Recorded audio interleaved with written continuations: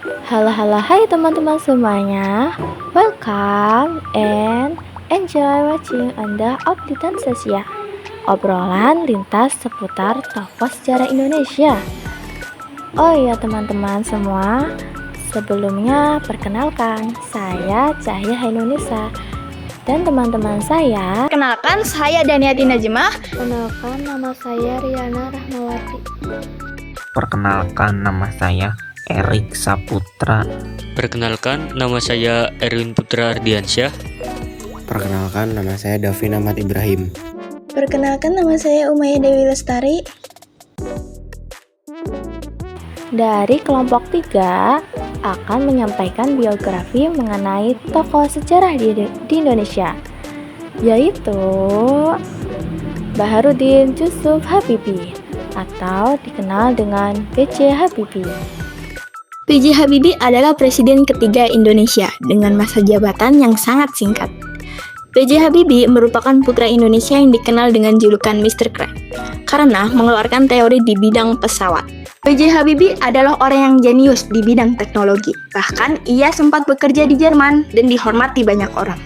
Meski demikian, ia tidak melupakan Indonesia sehingga kembali ke tanah air pada tahun 1973 untuk membantu mengembangkan teknologi.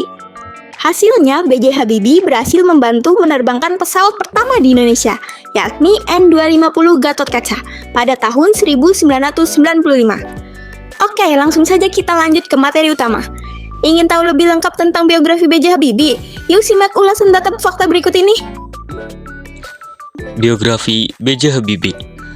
Baharudin Yusuf Habibie atau B.J. Habibie lahir di Parepare, Sulawesi Selatan pada 25 Juni 1936. Ia adalah anak dari pasangan Alwi Abdul Jalil Habibie dan R.A. Tuti Marini Puspawardojo. Ayah Habibie bekerja sebagai seorang ahli pertanian. Ia berasal dari Gorontalo, sedangkan ibunya berasal dari Jawa. Masa kecil B.J. Habibie dihabiskan di Parepare. Saat itu, ia sudah memiliki sikap tegas dan berprinsip. Namun, ketika berusia 13 tahun atau pada 1949, B.J. Habibie dibawa ibunya kembali ke Pulau Jawa setelah ayahnya meninggal dunia. Hal itu dilakukan oleh Ibunda Habibie supaya anaknya bisa melanjutkan pendidikannya di Bandung, Jawa Barat. Pendidikan B.J. Habibie. Habibie melanjutkan pendidikannya di Government Middlebury School, Bandung pada 1950. Di sekolah setingkat SMA tersebut, Habibie sangatlah menonjol, terutama di mata pelajaran yang mewajibkan berhitung. Tak heran, Habibie saat itu menjadi sosok favorit di sekolah. Habibie tamat SMA pada 1954. Setelah itu, ia kemudian masuk di Fakultas Teknik Universitas Indonesia Bandung, sekarang Institut Teknologi Bandung. Berkat kejeniusannya, Habibie mendapat beasiswa untuk melanjutkan studi teknik penerbangan di Jerman, tepatnya di Rheinische-Westfälische Technische Hochschule. Pada 1960, Habibie mendapat gelar diploma insinyur. Pada 1965, ia meraih gelar doktor konstruksi pesawat terbang dengan predikat summa cum laude di Rheinische-Westfälische Technische Hochschule, Jerman. Setelah menyelesaikan pendidikan, Habibie sempat bekerja di Messerschmitt Volkswagen, Hamburg, Jerman. Messerschmitt Volkswagen merupakan salah satu perusahaan yang bergerak di bidang aviasi atau penerbangan. Berkat kejeniusannya, Habibie menjadi orang yang dihormati di Jerman. Bahkan ia dijuluki Mr. Crab karena memiliki kontribusi besar di bidang teknologi pesawat terbang global. Habibie pun menjadi nama teorema di bidang termodinamika. Teori yang dikemukakan Habibie ini memberikan formulasi perhitungan untuk menemukan potensi rekahan pada kerangka badan pesawat. Perjalanan karir B.J. Habibie di dalam negeri. Kiprah sebagai seorang teknokrat di Indonesia. Habibie awalnya menjabat sebagai asisten khusus Direktur Utama PT Pertamina Ibnu Sutowo dan bertugas membentuk Advanced Teknologi dan Teknologi Penerbangan ATTP. Divisi ini kemudian menjadi tonggak awal pengembangan industri dirgantara modern Indonesia.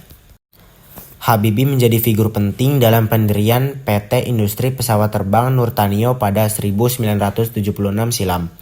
Perusahaan ini merupakan cikal bakal industri pesawat terbang Nusantara atau bisa disebut IPTN, yang kemudian menjadi PT Dirgantara Indonesia. Setelah memimpin IPTN, Habibie diberikan amanat menjadi Menteri Riset dan Teknologi atau bisa disebut Menristek pada 1978. Jabatan ini ia emban selama 20 tahun hingga 1998. Memangku jabatan sebagai Presiden ketiga Republik Indonesia pada 1998. Ia ditunjuk sebagai Wakil Presiden Republik Indonesia menggantikan Tri Sutrisno sebagai Wakil Presiden. Ia mendampingi Presiden Soeharto yang saat itu menghadapi tekanan dari publik akan perlunya reformasi di segala bidang, terutama di bidang politik. Ia kemudian diangkat sebagai Presiden Republik Indonesia pada tanggal 21 Mei 1998. Masa jabatannya sebagai presiden tergolong sangat singkat, hanya 1 tahun 5 bulan, yakni sejak 21 Mei 1998 hingga 20 Oktober 1999. Namun, kepemimpinannya berhasil menciptakan fondasi yang kokoh bagi Indonesia. Di bawah kepemimpinannya, ia mengeluarkan sejumlah undang-undang dan juga melakukan serangkaian langkah strategis. B.J. Habibie digantikan oleh Presiden Abdurrahman Wahid yang terpilih melalui pemilihan oleh Majelis Permusyawarahan Rakyat, yaitu MPR. Kisah asmara Habibie dan Ainun. Hasri Ainun Besari atau lebih dikenal dengan Ainun, sosok inilah yang mendampingi Habibie selama 48 tahun. Perkenalan Habibie dengan istrinya Ainun bermula dari saat keduanya masih duduk di bangku SMP dan berlanjut ketika bersekolah di SMA Kristen Dago Bandung. Namun, komunikasi mereka terputus setelah Habibie melanjutkan kuliah dan bekerja di Jerman. Sementara Ainun tetap di Indonesia dan berkuliah di Fakultas Kedokteran Universitas Indonesia. Habibie menikah dengan Ainun pada 12 Mei 1962 di Ranggamela, Bandung. Dari pernikahan itu, mereka dikaruniai 2 orang putra, yaitu Ilham Akbar Habibie dan Thori Kemal Habibie. Hubungan keduanya kembali diuji saat Ainun didiagnosis mengidap kanker ovarium pada 24 Maret 2010. Habibie pun mendampingi Ainun selama perawatan intensif di Munchen, Jerman. Setelah 9 kali menjalani operasi pada 22 Mei 2010, Ainun meninggal dunia.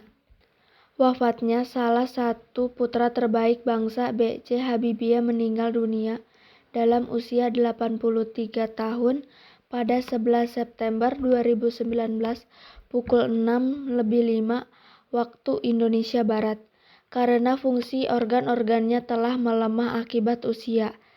Setelah 9 tahun berpisah, Habibie kembali bersua dengan sang istri.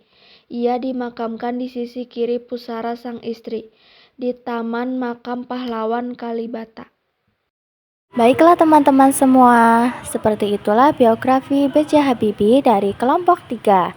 Semoga dapat bermanfaat dan menambah wawasan pengetahuan kita sebagai seorang bangsa Indonesia.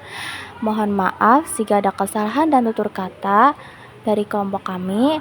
Terima kasih. See you tomorrow and goodbye.